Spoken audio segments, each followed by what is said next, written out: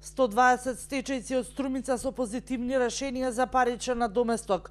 Од Агенцијата за вработување во Струмица велат дека се потребните податоци неопходни за решавање се прибираат по службена должност.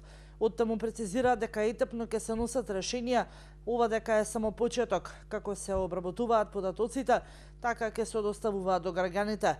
Законот за материјално обезбедување на стечајците беше усвоен на владина седница на крајот на јули годинава, а усвоен од Македонското собрание пред 3 месеци.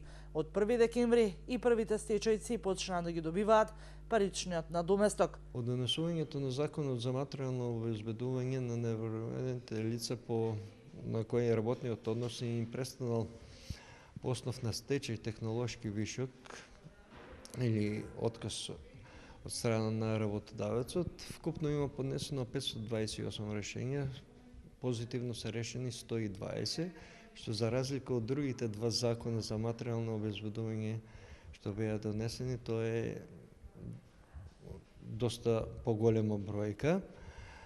Очекуваме со измените на Законот за материјално обезбедување, што е во собраниска процедура, и според нашите информации на дневен ред е на 12.3, да се прошири овој број на подносители на барања и бројката за позитивни решенја верувам дека ќе биде и поголем.